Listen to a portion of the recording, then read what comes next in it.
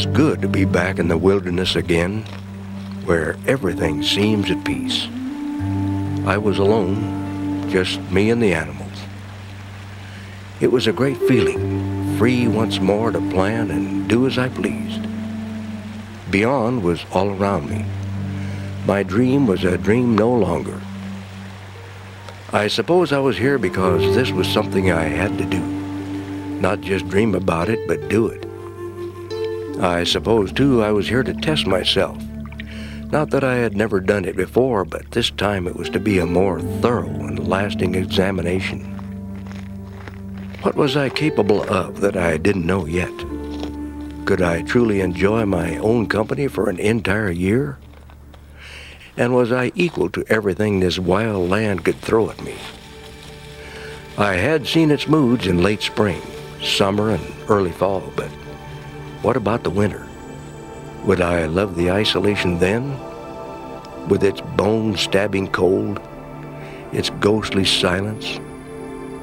At age 51, I intended to find out. Another 100 yards, and I broke out of the brush to my pile of cabin logs I had cut last July. I sat down and leaned against them, and while I chewed on a chunk of smoked salmon, my eyes wandered over the peeled logs. That had been a big job last summer. Hard work, but I enjoyed it. It was cool in the timber, and there were mornings I could see my breath. I had harvested the logs from a stand of spruce less than 300 yards from where they were now piled.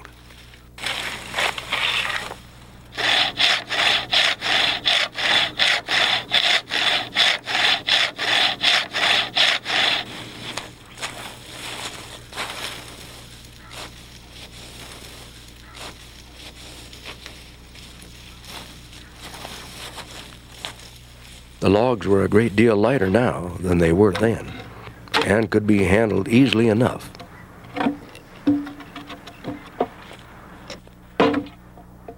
It was in the late spring of 1968 that Dick Prenneke decided to leave civilization behind to live in a pristine land yet unchanged by man, and to roam a wilderness through which few other humans have passed. While carving out a new life in this remote valley known as Twin Lakes, Dick would not only keep daily journals, but would film his Alaskan odyssey with the help of a tripod-mounted camera. It was time to be moving on. I was anxious to get to Spike's cabin to see if it was the way I had left it last September.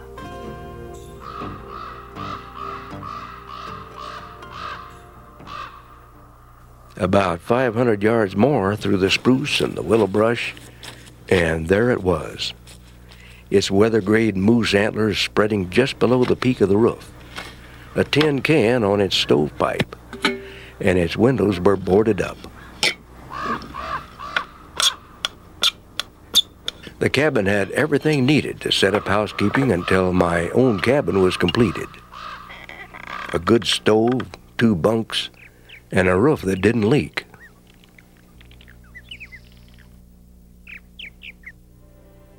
It's May 22nd, up with the sun at 4 o'clock to watch the sunrise and the sight of the awakening land. It seems a shame for eyes to be shut when such things are going on, especially in this big country. I don't want to miss anything.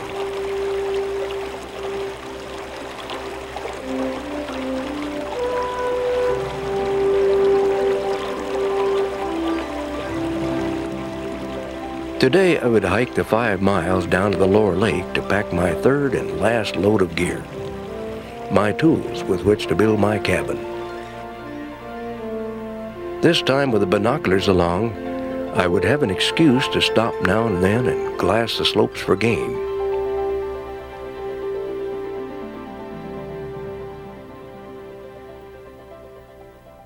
From this high vantage point, the hills seemed to come alive with animals.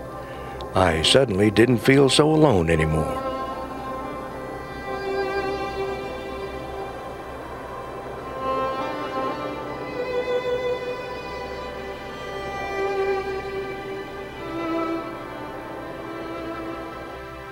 almost noon before I got back to the cabin. The rest of the day I devoted to my tools.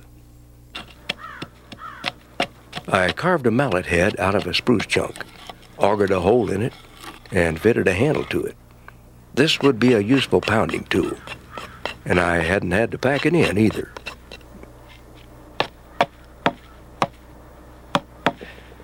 The same with the handles I made for the wood augers, the wide-bladed chisel, and the files.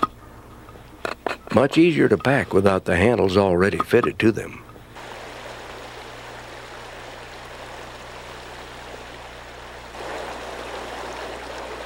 Hope Creek has cut a big opening into the lake ice. Was it too early to catch a fish? I took the casting rod along to find out. It didn't take long. After several casts, it happened with the suddenness of a broken shoelace. I slid the 19-inch trout onto the stones. Fish with my beans tonight.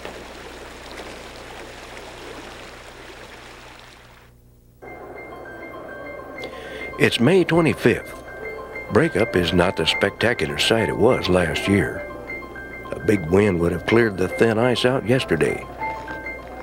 As I loaded tools on the packboard this morning, the rotted ice began to flow past in quiet exit.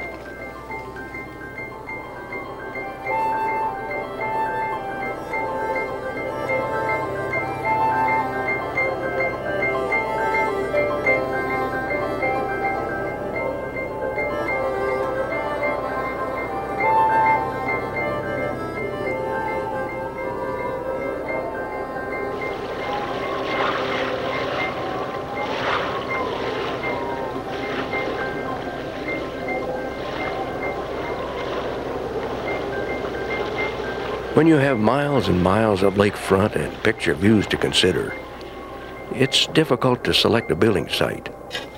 The more a man looks, the fussier he gets. I cleared the brush and hauled up beach gravel and spread it to a depth of several inches over an area roughly 20 feet by 20 feet. I felt I had made the best possible choice. It would be 11 feet by 15 feet.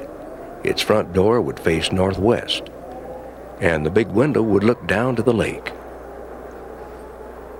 A pile of logs. Which ones to start with? To make a notch fit properly, you can't rush it. Make several saw cuts an inch or two apart, almost down to the pencil line, and whack out the chunks with an axe until the notch is roughly formed. Then comes the finish work, the careful custom fit. I have just the tool for the job.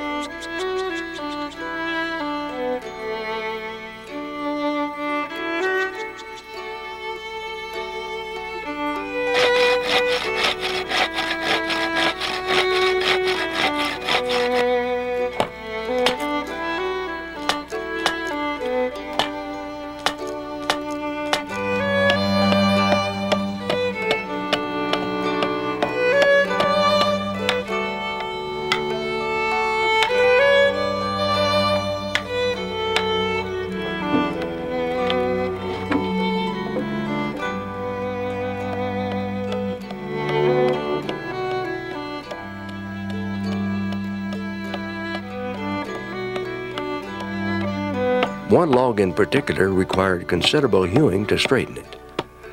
I must say white spruce works up nicely with an axe and draw knife.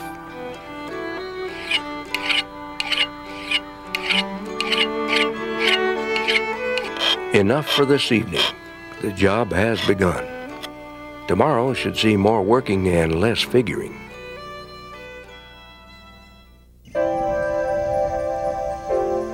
It's May 29th. Only a few chunks of ice floating in the lake this morning.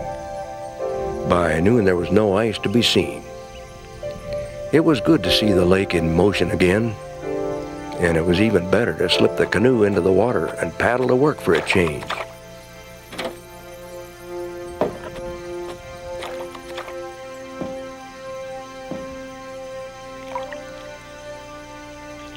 I glided silently along over a different pathway.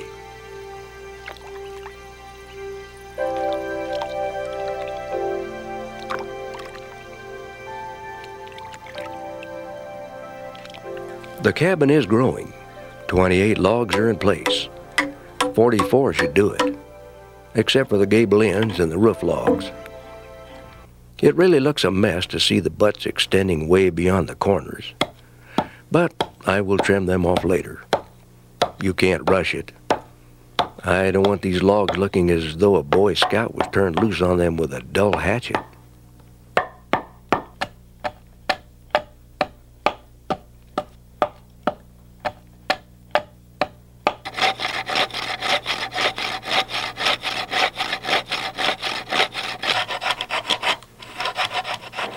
I was making good progress today when I heard a plane.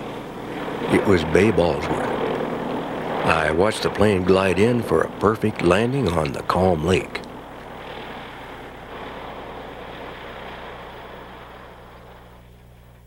Plenty of groceries this time, and among the supplies, rhubarb plants. They should be put in the ground right away. I found the frost about 4 or 5 inches down.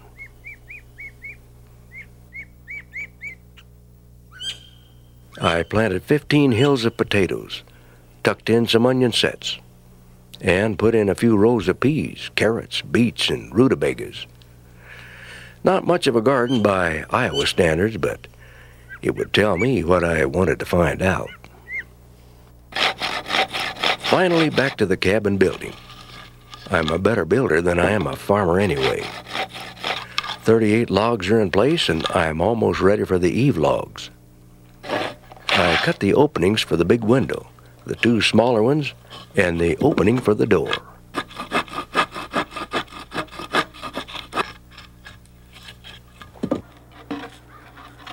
Five logs were very special.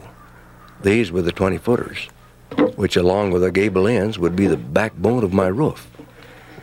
2 would be eave logs, 2 would be purlin logs, and the last and the straightest would be the ridge log. As it stands now, the cabin looks as though logs are sticking out all over it, like the quills of a riled porcupine.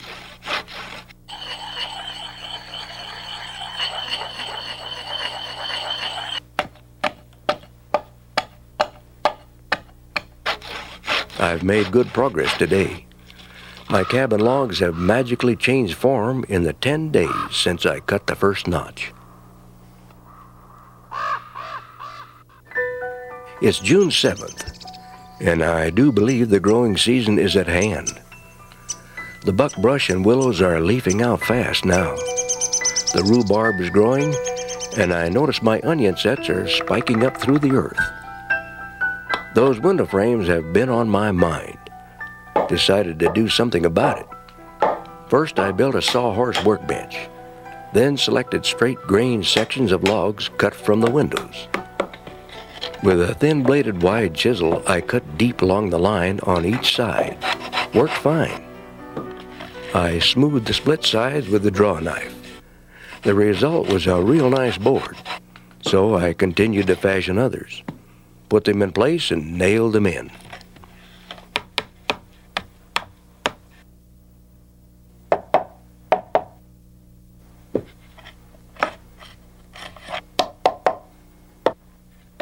I finished the day cleaning the litter of wood chips. I mounted them in front of the door, Beaver Lodge style. Quite a pile for 11 days' work. Enough to impress that beaver.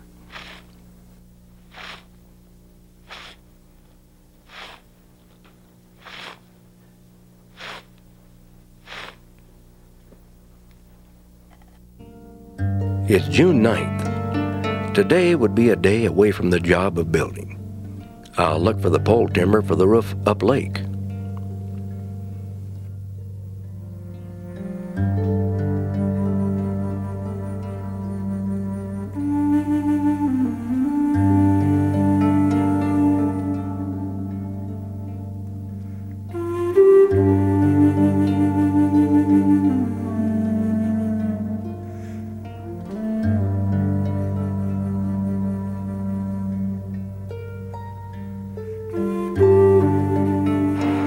After beaching the canoe, I walked through the timber, crossing and recrossing the creek that had its beginnings in the far-off snows.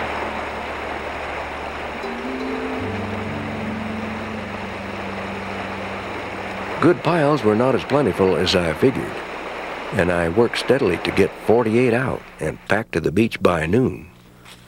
The mosquitoes were out in force.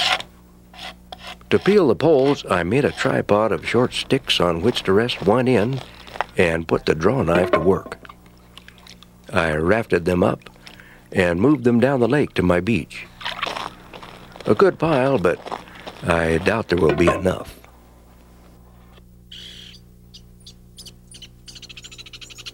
Today I would secure the roof poles over the gables. A cabin roof takes time.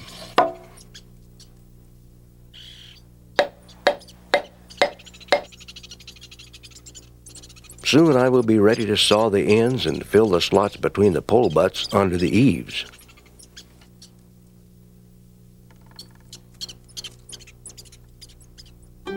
It's June 18th. Everything looks as though it had a bath last night. Must have been a good shower, and I never even heard it. A check on the livestock this morning before going down to the roof job. A few caribou cows and their calves just up country from Low Pass Creek. Nothing else in sight. Should be a bear passing through one of these days.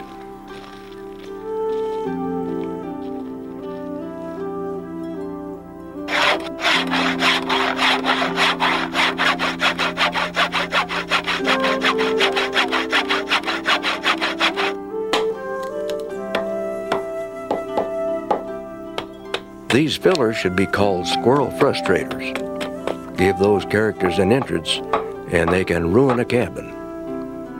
I finished filling the slots between the rough poles and caulked joints with oakum. I chinked around the blocks on the outside. Any place I could get a table knife blade in, got oakum.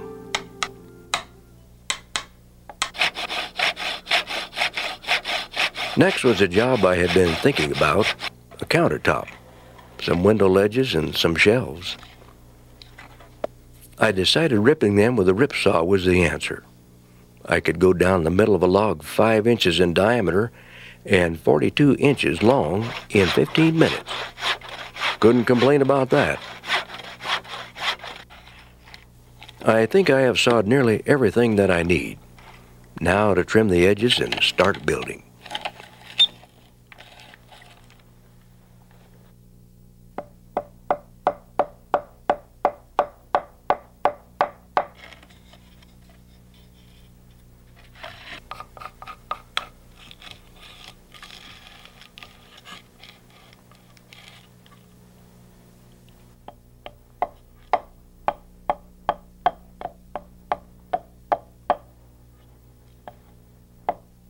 I need a fish for supper, so I took the fly rod down to Hope Creek. The grayling were feeding greedily, fins and tails swirling all over the surface. A fish snapped the fly from the leader the very first cast, a handsome grayling, 17 1/4 inches long, enough for my needs. It's July 2nd. After a peaceful trip down lake, I located 10 seasoned spruce stumps. I was anxious to try making hinges for the door.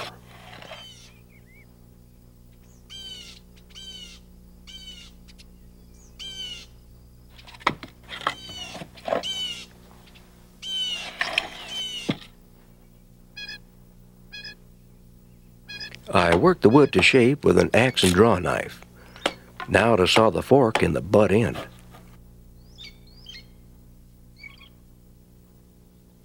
"45 minutes and I had half my hinge made. Not bad."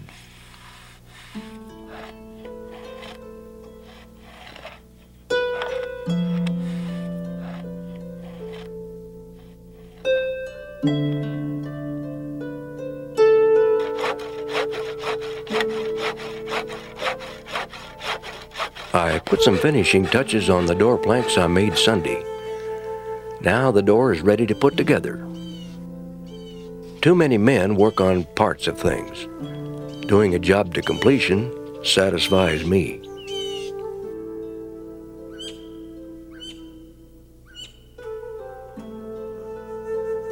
My roof poles are still too wet for the tar paper, so I will work on my double-deck bunk. 4 posts with 2 rails on each side and 2 large and 2 small on each end. I augured 1.5-inch holes and trimmed the rail poles to fit.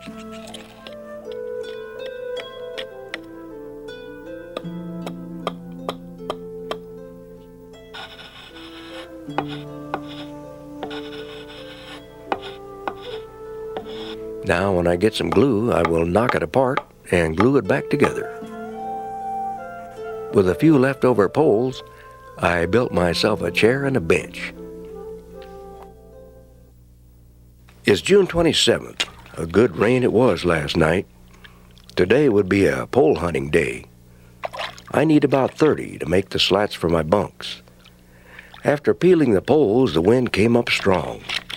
It brought rain and it furrowed the lake as rough as a cob. This lake can really change its personality in a hurry, like a woman, all smiles one minute and dancing a temper tantrum the next. Tomorrow is Sunday. I will go someplace. Next morning I loaded my camera gear and started up the trail to the hump. It was good to take a break away from the cabin. As I topped a ridge along a dry wash, a wolf came up from the other side, 30 or 40 paces away.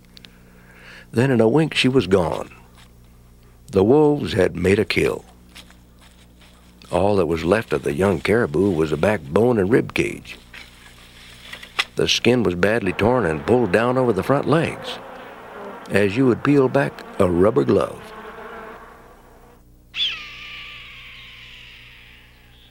It looks like the wolves aren't the only problem the caribous have. What was a bull caribou doing down there where not a breath of air was stirring?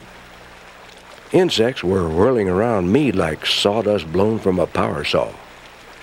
The bull also was having a battle with the tiny fiends, stomping and shaking, twisting and turning, and shivering his hide.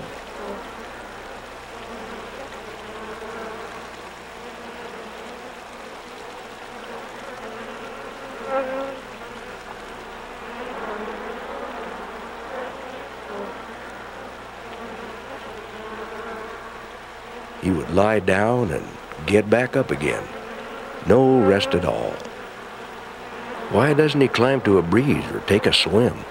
Anything but stand and fight something that he can't hope to kill or scare away. With a yell and a waving of arms, I spooked him. He threw his antlers back and off he clattered over the stones and up the creek. Good luck to you, old boy.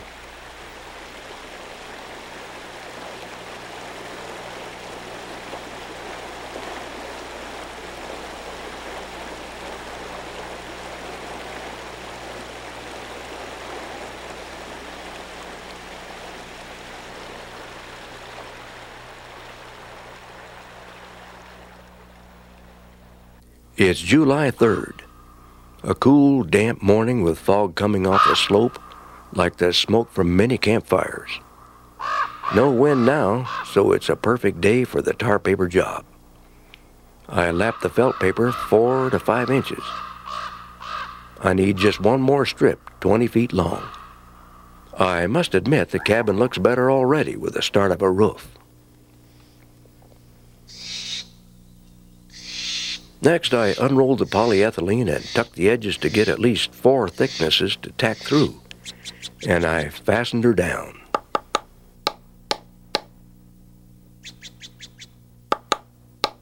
Next, I built a carrying rack for the moss. I filed the blade of my round point shovel, and I was ready for the moss cutting detail.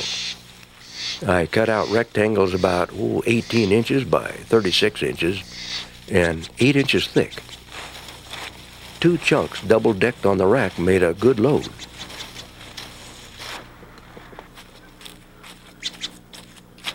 Once around the edge of the roof, and the cabin took on a new look. I feel guilty about the tar paper and the polyethylene because they're not true wilderness cabin materials. But I am convinced they will do a better job of keeping the weather out.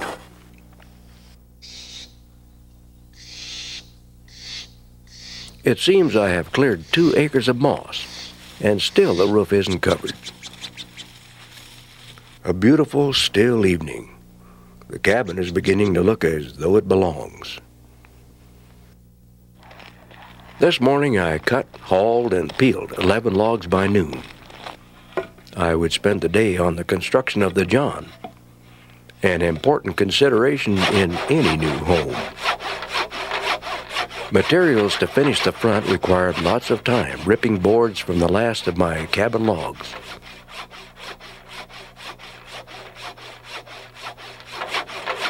It was 12 o'clock when I finished the last cut. 4 boards would make the door, and the 5th would make cleats to hold it together.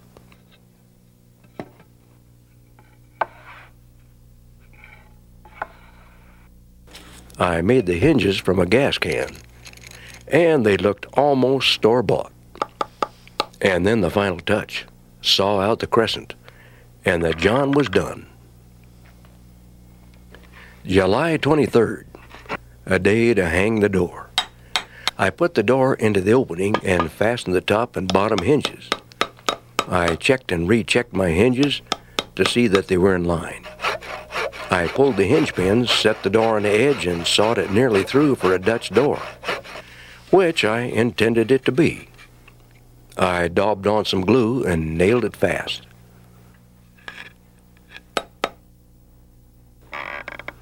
Door works quiet and easy, with all 4 hinges secure. Not perfect, but plenty close for rural work.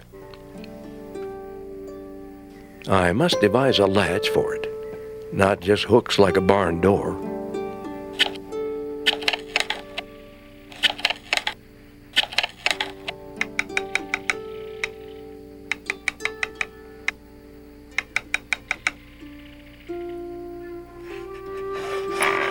All I needed was a lock. I would like to see a bear try to figure this thing out. But I suppose he would just solve the problem by wiping the door clean from the wooden hinges. After finishing the latch, I went blueberrying up on the cowgill bench. I found a good patch. I fear the blueberries really took a nipping with the heavy frost not so long ago. I find some berries big and healthy, but many are small and shriveled. When my can was nearly full, I noticed a movement across the creek. Something yellow and brown. A big bear not 50 yards away. I think I picked the wrong blueberry patch.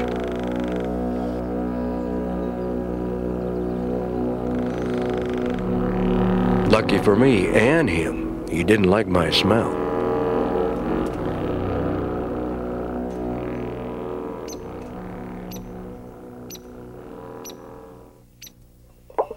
July 31st, a tin bending day.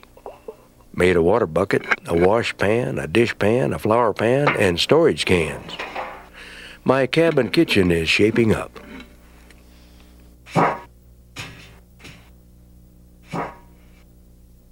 I needed a big wooden spoon to dip hotcake batter onto the griddle. 1 spoonful, 1 hotcake. In the woodpile, I found scraps of stump wood that looked suitable. It took me no more than an hour to turn out a good-looking spoon. I must make a wooden bowl or 2 later on.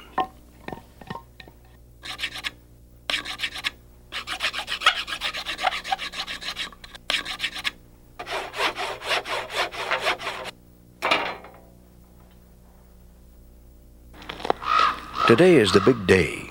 I will load all my remaining gear into the canoe and paddle down to my new home.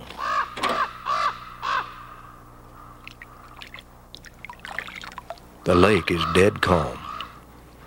A perfect day for moving.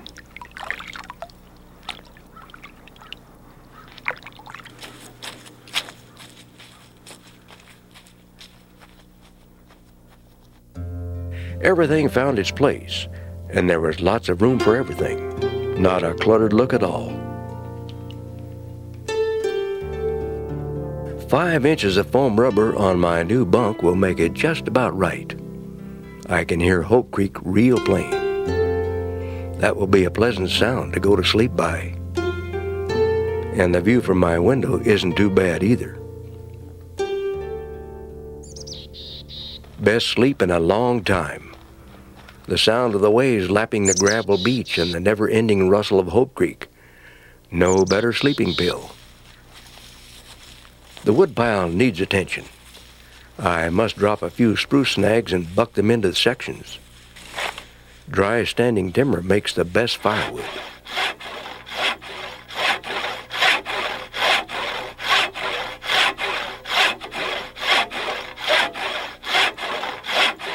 There is a rhythm to the saw as its teeth eat back and forth into the deepening cut. But I must admit, I enjoy the splitting more.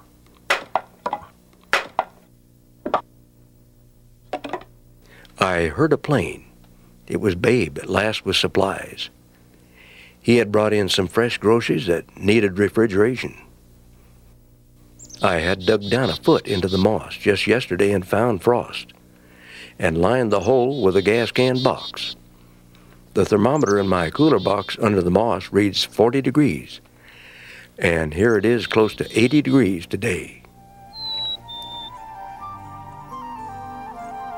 While cultivating the garden, I rolled out a few potatoes that looked like walnuts. Not record breakers for size, but they had real smooth skins. The crops to grow at Twin Lakes are potatoes, rhubarb, lettuce, onions, and radishes. My green onions look pretty respectable. I am getting hungry for a fish. After many casts at the mouth of the Hope Creek, I was onto one. I worked him in easy, for I was fish hungry and I didn't want to lose this lake trout.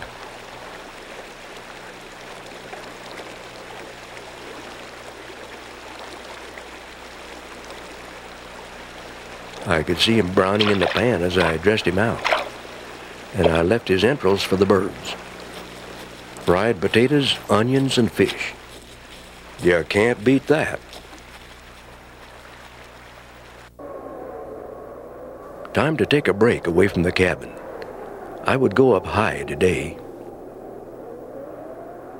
There were many bands of sheep, ewes, and lambs scattered here and there. I spotted 6 big rams on Black Mountain. 2 had better than a full curl. A man could lose himself up here. One bad step and I would keep right on going down the mountain. But rest now and then is good for a man. One misstep here, and a man would have to settle with the Lord right here on the mountain.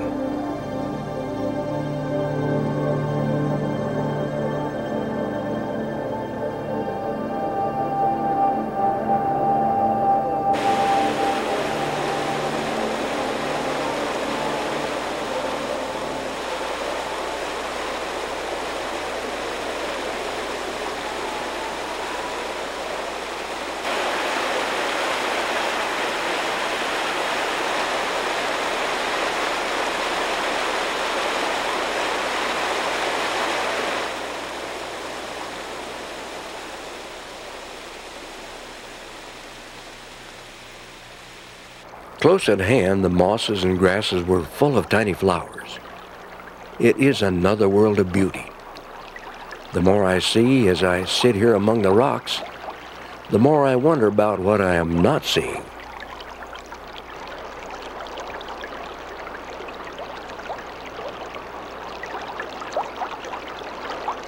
A flickering movement off to my left. The stones seemed to move and turned into a mother ptarmigan and her brood.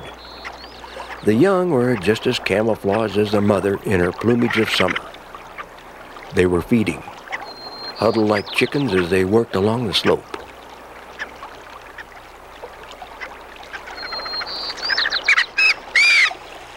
Not too far away, I spotted a mother brown bear with 2 cubs.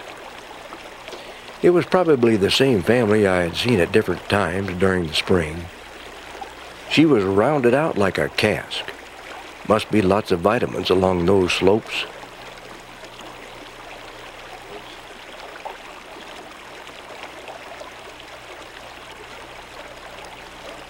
It was getting late and a little chilly, and it was time to leave.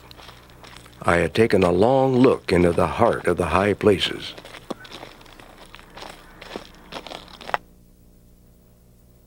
It's September 6th. This would be the morning to start the fireplace. I had been packing flat stones from the bed of Hope Creek for the past few days. The sound of geese heading north made me even more anxious to get the project underway. The lake was moon still. A good morning to haul some sand, 4 loads of sand.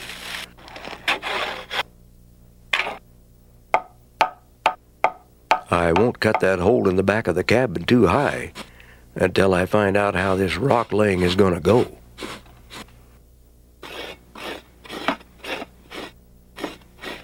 Today is spent on the outside. The chimney is a good 12 inches high and 9 inches thick. I hated cutting into those logs that I had fitted with such care, but it had to be done.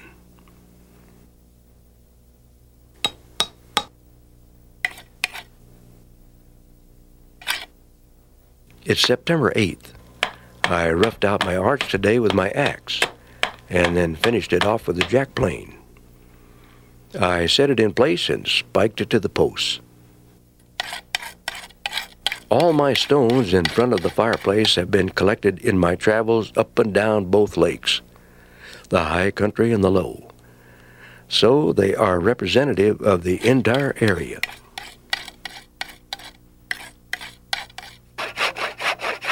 Today, while it was still frosty, I cut the notch in the rear overhang of the roof to let the chimney through. My collapsible form couldn't have worked better. I'm glad I took the time to make it. By tomorrow evening, I had better be done, since the last cement sack will be empty. After 2 weeks, with fingertips worn thin and tender, I am ready for the cold weather.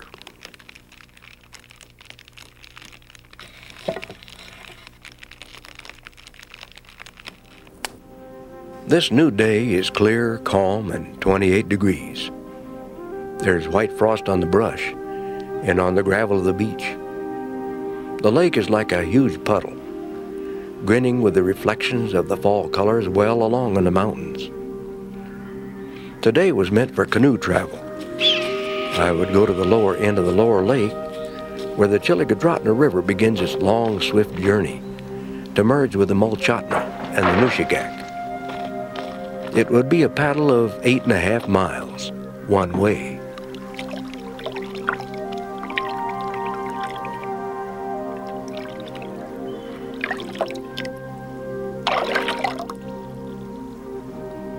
It was a joy to travel the flat lake. I dug the paddle deep and the canoe slid along easily, furrowing ripples to either side. Near the lower end of the lake, I spotted a fine caribou bull. He was acting strangely. When I saw him wade into the lake, it dawned on me. He wanted to cross to the other side. The race was on. He would show me how fast a bull caribou can swim. I didn't want to get too close in case he turned on me. He could overturn my canoe with no trouble. Maybe he figured he couldn't get rid of me on land, so he did what he would have done with a wolf in pursuit. Take to the lake, swim, and lose the enemy.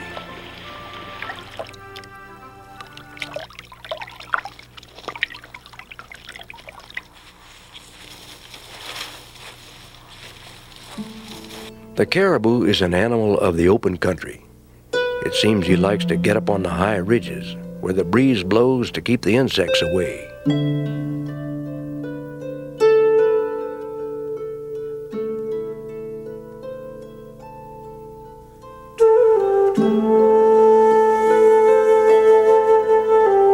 The bull moose, which I haven't seen much of all summer long, doesn't seem to fear me or much of anything now.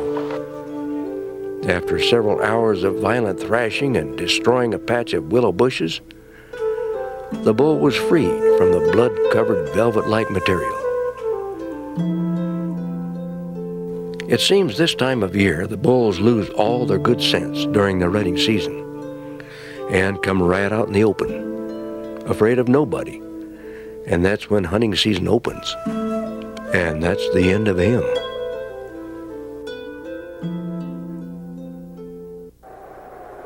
I woke up this morning surprised to see 4 inches of snow on the ground.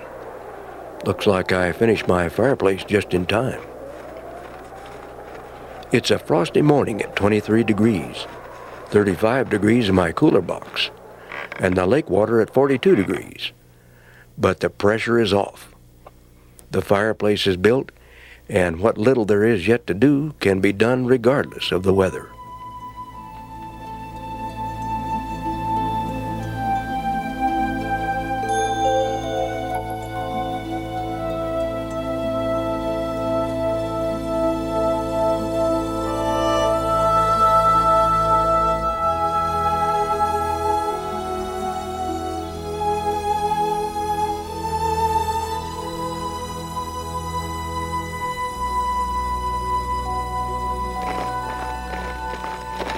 It's the end of September now, and if I was going to stay the winter, I would need more meat.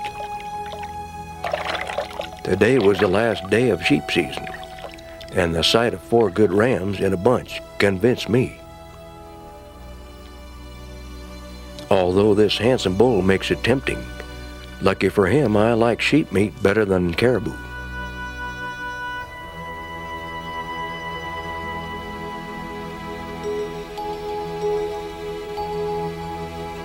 I opened and closed the season with 1 shot.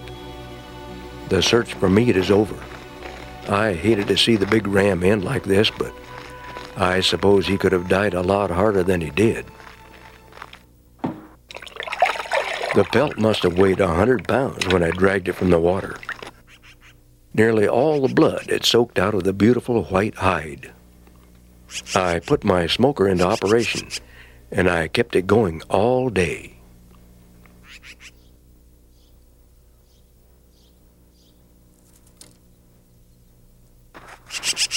Sheep liver and onions for supper. A satisfying day. September 23rd. Clear, calm, and a frosty 20 degrees. Hope Creek is beginning to ice up. I put the thermometer in the creek mouth, 31 degrees. If the creek stopped moving, it would freeze up in no time.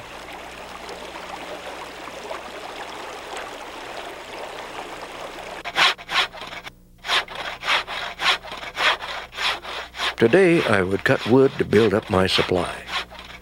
This business of taking wood out of savings bank and putting none back has been bothering me to no end.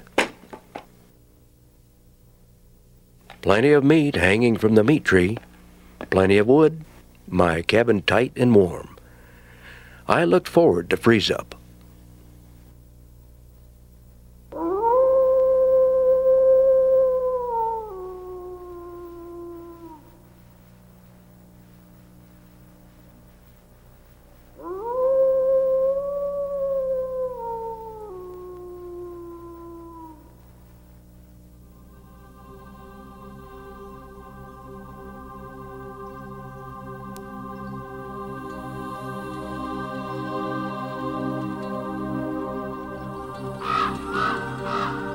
It's November now, and in preparing for freeze-up, I made a sled out of spruce poles, using the spruce runners I had put in traction. The frame was held together with pegs and short pole bracings. I planed the runners smooth and painted them with a film of wood glue.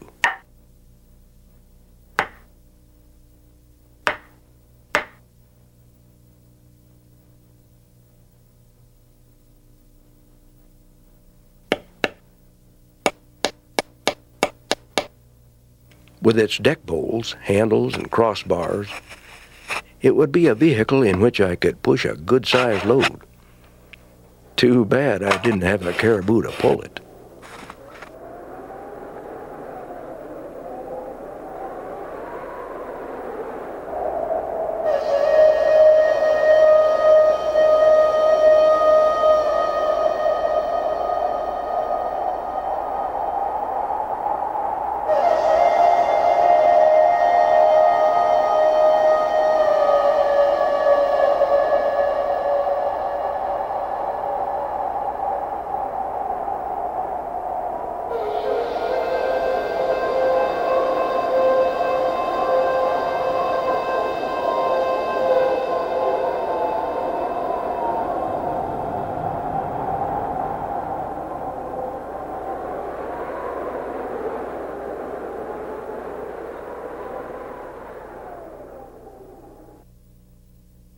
dead calm and 0 degrees.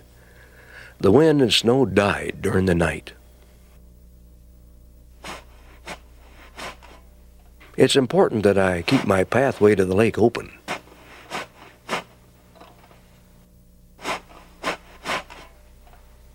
I chipped through 3 inches of ice to fill my water bucket. In a short time, I will have a safe highway for miles in each direction. Freeze up has arrived. It's warm inside my cabin, a toasty 40 degrees.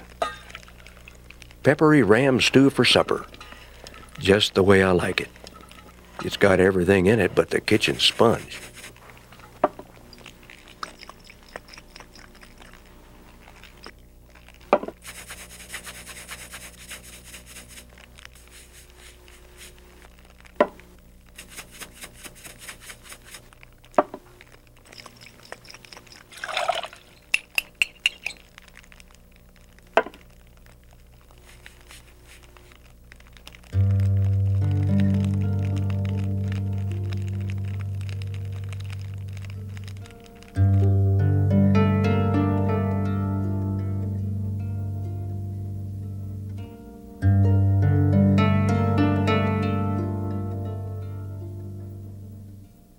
Dead calm and 0 degrees. The lake ice has increased 1 inch in 24 hours. It took 1 hour to the gravel bank of the connecting stream. Not quite as fast as paddling. I saw big wolf tracks in the drifted snow. Then I saw many more wolf tracks. A bad sign.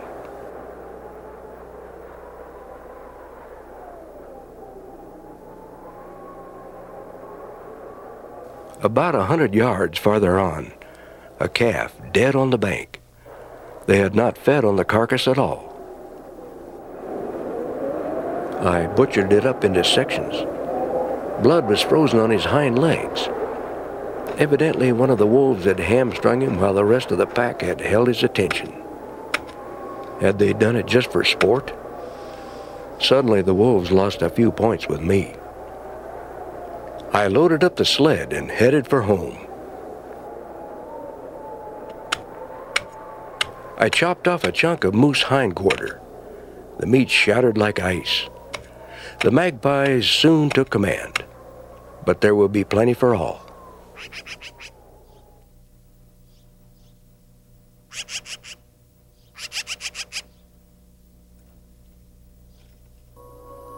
December 31st.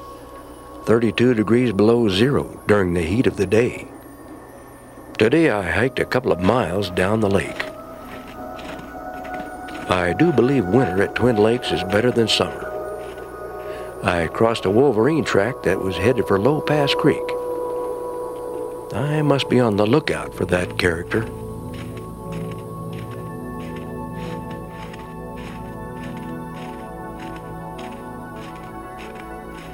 On such a trip, snowshoes are a must. With no wind, I could travel all day in minus 45 degrees and be comfortable. It is warmer on top of the pass than it is along the lake. Moisture must make the difference. My face and fingers felt the bite and the cold as soon as I reached lake level. It was good to be back at the cabin.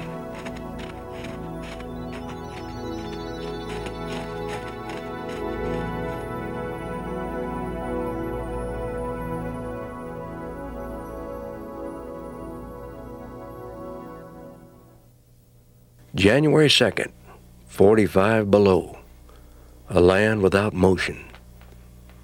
In the dead of winter, nothing seems to move, not even a twig on the willows.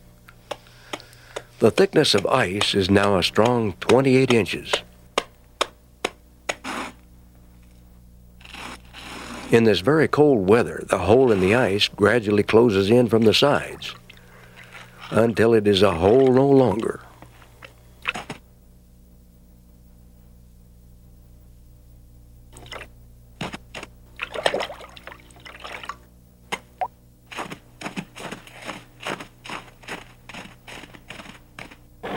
January 9th, what do you know?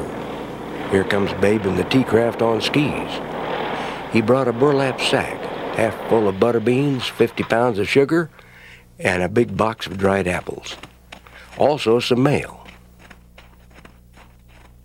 He also brought me 2 pairs of heavy socks that his wife Mary had knitted for me. It was just like Christmas.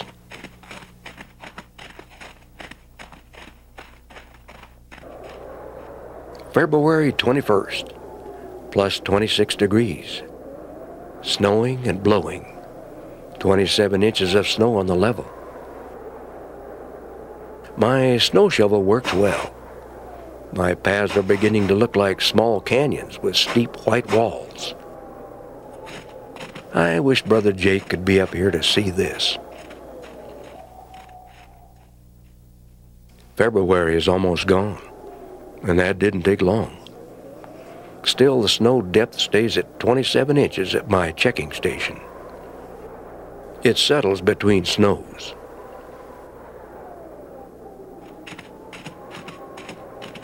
On the way back to the cabin, I cut across the Wolverine track, the one that's been eluding me for so long.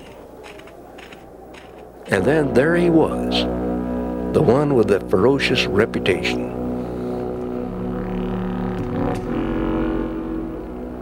He didn't look so ferocious to me.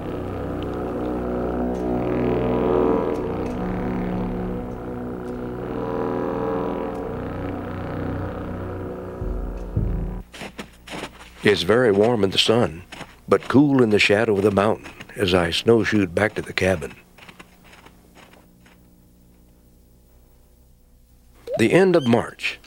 The sun was warm and the eaves dripped. I do believe the days of snow and ice are numbered. On one of my trips, I had noticed a huge burl on a dead spruce tree. Today I would go back and salvage it. I slabbed it with a 4-inch cut next to the tree. The cap would be about 7 inches deep, and perhaps from that I would carve a bowl. 2 slabs on the packboard, and in for lunch. The slabs will make interesting tabletops. After lunch, I dumped the 2-pound coffee can of cranberries I had picked into a pan to cook them in their own juice. A fistful of sugar was next, followed with a shot of corn syrup. When the mixture cooled, I poured it off into empty bottles. Now those sourdough pancakes would have an elegant topping in the morning.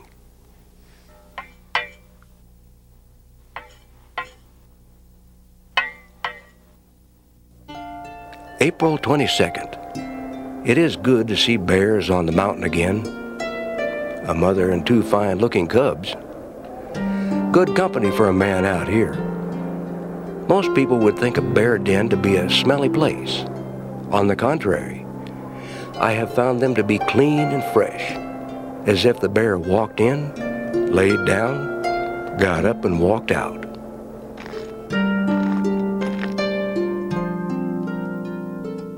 With the receding snow, the caribou are starting to show themselves again. And I'm sure the wolves are not too far behind. There are many ptarmigan in the willow flats. The roosters are full of cackle, and they are fast coming out of their winter plumage.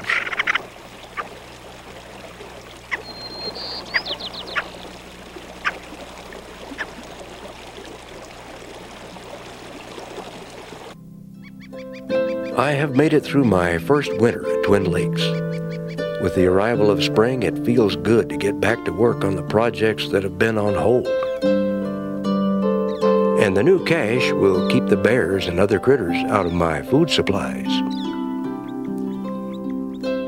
Dick Prenneke would spend the next 35 years alone in the wilderness, carefully documenting life at Twin Lakes until 1998. At the age of 82, Dick decided that the minus 50 below winters were becoming too much of a chore, and it was time to leave this one-man's wilderness. Dick has since formally entrusted his homestead to the Park Service of Lake Clark National Park. His cabin will be maintained as a historic site, and he may return to stay in it at any time he wishes.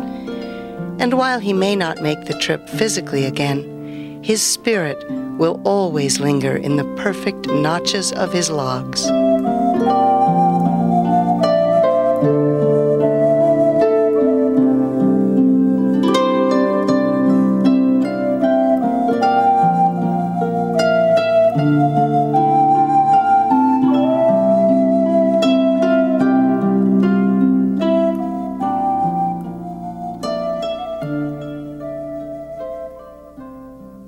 To order a copy of Alone in the Wilderness, please call this toll-free number or send check or money order to the address listed below.